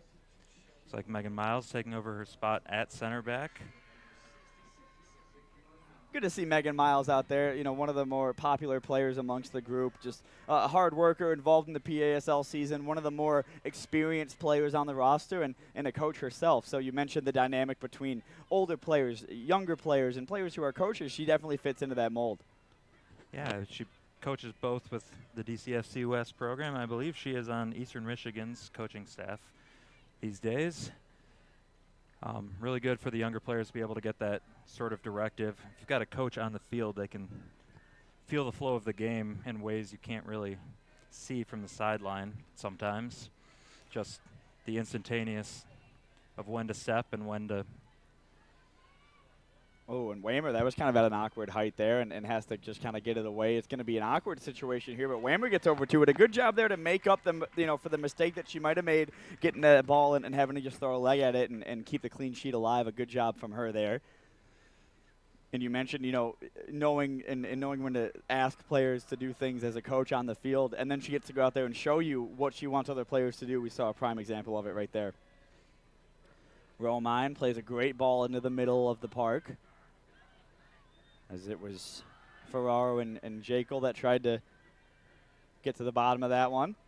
Peters does well to get it over to Lanstra. Lanstra gets it all the way back to Miles. Miles been involved on the ball heavily so far for only being on the pitch about 75 seconds. 75 minutes gone here at Keyworth Stadium. Appreciate everyone joining us on CBSDetroit.com, the home of all Detroit City FC W League home matches, as well as free streaming for supporters in Michigan for all Detroit City FC USL Championship matches as well. Kayla Addison back to goal. A great job to retain possession there. I don't know. One of those touches might have been a little bit lucky right there, but nonetheless, it's staying with the Rouge and Gold. Ferraro. Good pressure, staying in the fight on that occasion. A good job there. And just Ella Kane has just been a lightning bolt since coming onto the pitch to start the second half. Covering a lot of ground. Looks like she's got some wheels to her. Of course, it's it's always nice to come on for 45. You can kind of be brave and be bold when you're pressing and being able to run all around because you only got 45 minutes to go out and get after it. So a really good job to see that from her, switching both sides of the play, coming into the midfield, doing what she has to do to prove her point that she deserves to be out there. Good ball into the midfield by Landstra, another one of the younger players on the roster, born in 2008. Plays her youth club soccer at Nationals currently. 2008, and he's just bossing the midfield. That's crazy to think about. Peters playing it forward. And, we mentioned the youth. Ciampa was the youngest player on the 18 against Flint. Scored a brace, impacted the match heavily in that way. Lily Jekyll, of course, the youngest player in today's 18 and has had a massive impact so far this evening. So you're really starting to see the youth, the cream rising to the top in this Detroit City FC system, and these youth players are at the front of that charge. Detroit has recruited well in the offseason. A number of players coming in who have lots of upside. This team is exciting right now, but with the youth in the team, it's hard not to get excited for not only this year, but next year and the year after that. Be able to watch these players grow together. During the NPSL days and definitely incredibly still during the USL W League days, Sean Grogan, known famous for juice notes, just giving us all we need to know about the players that we're signing and where they're coming from and the quality they have and what they can bring to the squad. So if anyone knows about recruitment, especially at this level, as we see a fantastic nutmeg right there by Defend, if there's anyone in this press box especially, it'd be Sean Grogan, who knows all. And that one's going to come all the way out, and a good job there to maintain possession for Detroit City FC. Ferraro and Landstra involved. Landstra yet again on the ball and getting it to Ferraro. Both been involved since coming on. Both moving the ball quickly, safely around. And with 7 subs, I mean, you're looking at an entirely different lineup out there for Detroit City FC. Only a few players still out there that started, and we see 2 of them in the shot right here, Avery Peters and Sophia Romine. As Roberts goes for it, that one believe took a deflection. It's going to be out for a corner for Michiana. They've been few and far between so far this evening for Michiana, as we nearly creep up on the 79th minute mark as they look to get a consolation goal to head back to South Bend with some sort of a smile on their face. That train's still going, folks, for those watching at home and wondering about it. That one's going to be played into the area. It's going to take an awkward bounce before eventually being cleared out. Played out on the ground. Maybe a split second more. TFN's able to get onto it and send Detroit City FC forward, but does well to keep it on the touch line. It'll stay with Michiana down in the deep end of the pitch. Pretty long train. Into the hands of Waymer. You think the train ends first or the match ends first? It's the new how much stoppage time. I mean, if we're lucky, we'll get to play that game again here in about 11 minutes and see how much stoppage time here is at the end of the second half. But the train, I don't know, it's moving at a pretty good clip now. There was a couple minutes there it was kind of just creaking by a little bit, but it seems to have picked up some steam. Pun intended. Good job there. Maintaining possession. Ella Kane, yet again involved. Ella Kane's been having to come deeper to receive the ball. I think she'd want the ball in a more advanced position, but it's good to show that she's able to come deeper and wants to come deeper to be involved in the play. Good ball over the top. Might find Kayla Addison, but cut out the last second. Kayla Addison, though, still involved with it. Kayla Addison gets it across. Lily Jekyll in acres of space. Lily Jekyll scores her second of the night and the 5th goal of the evening. Lily Jekyll makes it 5-0. An incredible bit of play by Kayla Addison and Jekyll to add another for Detroit City FC. We were talking when Kayla Addison subbed on about being excited to see that partnership. That's the second really nice attacking movement they've had together, and finally pays off. And that's the work ethic that we talk about with Kayla Addison and what she can bring to the table. You know, a lot of other players that play would have been dead, but she kept that one alive, fought for it, got to the end line, and played it across to Jekyll, who was in miles of space to score her second goal of the evening. If I was an opponent's defense, I would not want to see run my legs into the ground and then have Kayla Addison subbed on. Yeah, that would be tough to look over, especially, you know, we mentioned earlier on how thin the Michiana Lions bench is as well, so that definitely would play a part in it. And all of a sudden you look up, it's 5-0 here, Detroit City FC. We'll see another look at it here. Great job by Kayla Addison and a great ball. Jekyll made the run and just kind of toked it past the goalkeeper to make it 5-0. Has her brace, and there's time left, you know, 8.5 minutes here plus stoppage time, and of course we'll guess how much that is here at Keyworth Stadium to maybe bag her hat trick and extend the lead even further and kind of make herself even more well known to the Detroit City FC supporters.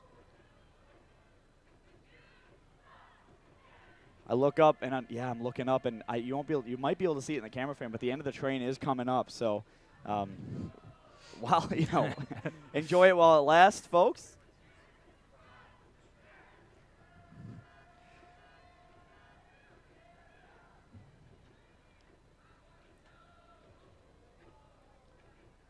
Oh, really clever ball right there by Romine. Romine's been absolutely fantastic, and it's another ball over the top. It might be Ella Kane. No, is that Jekyll on the far side running onto this one? Ella Kane's shallow. A ball across by Jekyll. Romine steps into it, and it's poked away at the last second. Kept alive by Ferraro. Ferraro tried to wiggle out of it, but it's going to go all the way back to Tefend, who's in a deep position, and the crowd just so delighted with what they're seeing here at Keyworth Stadium as Lamstra steps up into it, tried to find Addison in the box. Is going to have a player out wide. Elects to find her out wide. It's going to be Ella Offer. Oh. Just kept it in bounds. I think that was Kyle Clayton that took the corner flag to the face over there in that far side.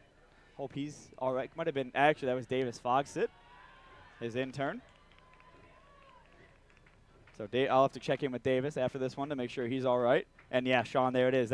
But here's the thing, it's slowing down. So if it stops, like, where do we consider the end of the train? Where does it have to get to be in your ballpark? It's definitely slowing down. I think out of the view of maybe the press box. We can't see it out the window. It's gone. That's a low bar to clear, but I like where your head's at. I was willing to give you at least until, oh, wow. Wow, Ella Kane is making herself known here. The right-footed effort, that could be on target. It was, and it just didn't really have enough on it. Sort of just rolled into the hands of Keeble. Keeble, of course, credited with a penalty save against Jekyll. Looks like Ella Kane and Jekyll have switched sides now. Started off with Ella Kane as the right winger, and now she's playing on the left. I wonder if that's because of the way the game's been going, and there seems to be more touches in the second half on that far side. If it's maybe to get Ella Kane more involved and allow her to play in the position that Jekyll was playing in, which saw her get a ton of service from the midfield. Definitely could be. I also wonder if David Juehi just looking to get a little look at different players in different positions for his future consideration. Crowd chanting, "We want 6" here at Keyworth Stadium, and looks like Lily Jekyll's fully involved in also wanting 6. Tried to pick out Kayla Addison there, but does well to maintain it and stay into that. Calls the foul against her, but really good job. And Juice, that's not looking great for you. But if it stops, there's still a lot of room to go. So if it stops, the angle's kind of in your favor a little bit. But if I'm being generous, I'm trying to give you as much of an angle as possible from the press box, and I think this train's coming to an end before the 86-minute mark, of course. I think it's gone. Honest man right there. Romine's going to come into some space. Does really well to find Ella Kane. Ella Kane tried to play that one into the air. It's going to be a corner for Detroit City FC.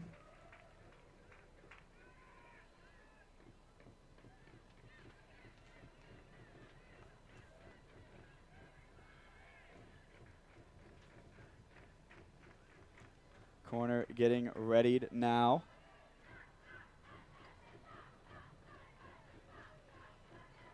Looks to add a 6 here to Detroit City FC. Avery Peters was coming up to it. I don't think there was too much communication there. Megan Miles wanted the goal to kind of mark her debut this season and just heads it over the bar. But still dangerous. It's good to show that you can create dangerous opportunities from corners even though they don't really pan out. Tefen has been, wow, that was a great bit of play there in the midfield, but just maybe a little bit too excited as it goes out of play for a Detroit City FC throw. And I was going to say, Tefen's been doing a great job locking down that near side from that left back position. Romine, a great switch all the way back to Megan Miles, who's, again, not under too much pressure, has the opportunity to play the ball forward, step into some space here, has Ella Offer running on the far side. Tried to find Offer, but the ball had a little bit too much curl to it. Detroit City FC was really a comfortable outing for them all evening. You knew the goals were going to come once you saw the first couple minutes of play, and it doesn't look like they want to be done yet as Kayla Addison plays a great ball into the feet of Lily Jekyll. Jekyll sprays it out to Ella Kane. Ella Kane creating space for herself. Gets it back to Romine. Romine cutting inside, left-footed effort, and that one was always rising and out for a goal kick. An incredible amount of half chances generated this evening for Detroit City FC. Just an absolute dominant performance from start to finish. And still 3 minutes plus stoppage time remaining as we creep up on the 87th minute of play. And if you're Coach Dwayne, you're going to be really impressed with what the subs have given you so far tonight as well. Absolutely. As they come on, they've kept the level high. Keep Detroit pushing. Good ball inside. Landstra really composed on the ball. Hasn't really put a foot wrong yet since coming on. Megan Miles unable to connect with Romine on that situation. Avery Peters coming over to it. Dayton Waymer, really good read by her to come off of her line and claim that one. Just looking to find Susanna Roberts. Just a little bit too far. But they didn't have that option before Roberts came on, and since she's come on, they've tried to get the ball into that position, that pocket a few times, offside on a few occasions, and then just a millimeter or two away on the ones that weren't offside. As Kane does well to pop it over to Romine. Romine just charging. It's the engine that she has on her 88 minutes and just been running the entire time. Great to see that. Tefen's going to play it into the area. Jekyll's there. It's off the – oh, wow. Off the crossbar and down onto the line. Directly into the goalkeeper's hands. Lily Jekyll's not the tallest player in the world, so if she gets a header and it's able to shape it down, you know it was a great ball into the area, and it was by Tefen. Peters to Miles. Miles to Waymer. Waymer just calming things down a little bit. Landstra. Space to turn and go forward.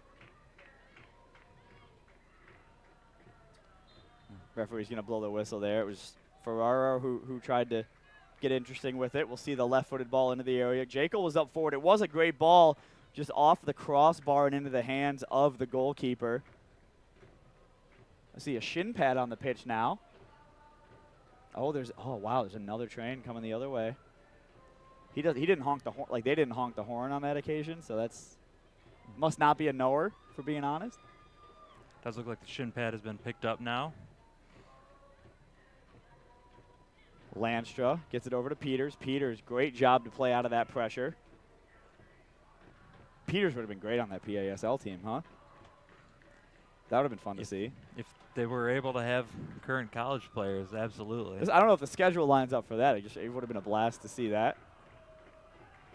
Landstra, great turn. Ball over the top, looking for Jekyll. It's going to go all the way out. And for a corner for Detroit City FC. As we creep up on the 90th minute of play, currently sitting at 89:35. Get your bets in now for stoppage time, although I do see the fourth official down there getting the clock readied, the video board ready to reveal to the crowd how much stoppage time here to end the second half. And usually in one-sided blowout games like this, you kind of just see them give a minute, if that, of stoppage time to just put the game to bed. The game's over. Let's move on and give out the 3 points. But we'll see on this occasion. The board's going to come up. 4 minutes of stoppage time. So Detroit City FC definitely time to add another here as Ella Kane steps into space. Avery Peters rips one out of play for a goal kick. So 4 minutes of stoppage time.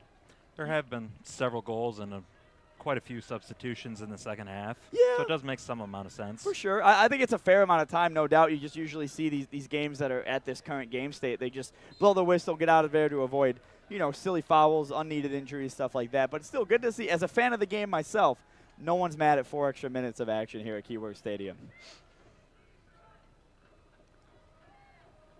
Kayla Addison into some space, just got away from her a little bit. Just kind of rolled away from her.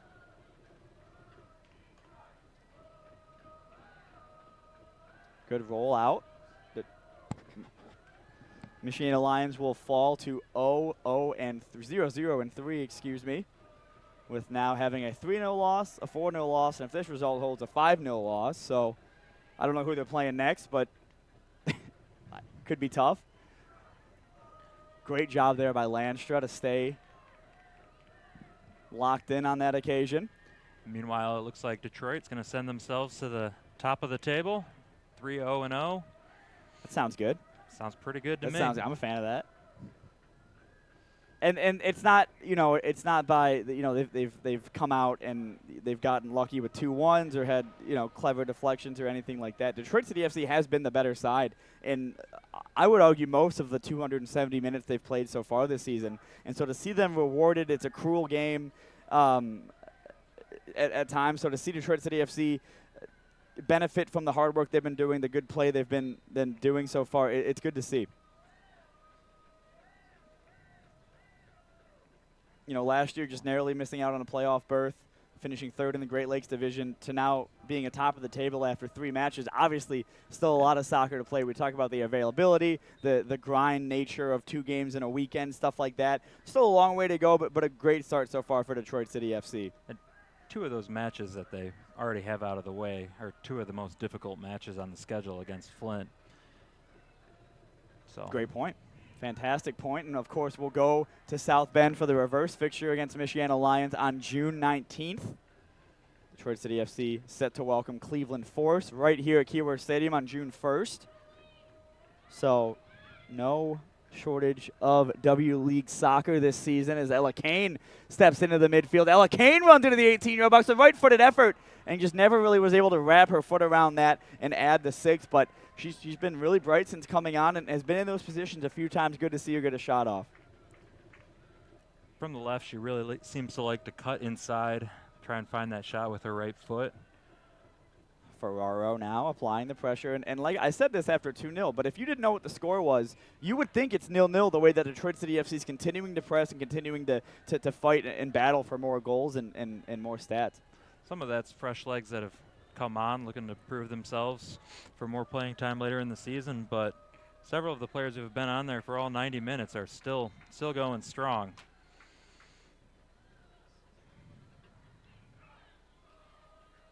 A free kick coming now at about midfield. We should be right around that 4-minute mark of stoppage time as Avery Peters is she threw her shoulder into it, and she could tell she was immediately, not regretful, but she felt bad about kind of the way that came in on Roberts. And Megan Miles just slowing things down a little bit, getting out wide to offer.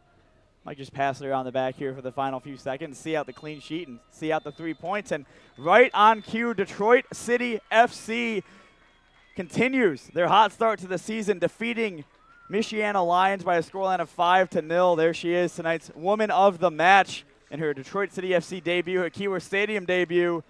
Sophia Romine scored an absolute rocket of a goal in the first half and played all 90 minutes, was involved, was high intensity the entire time, and not really better many ways to start your Detroit City FC career than what we saw from her tonight.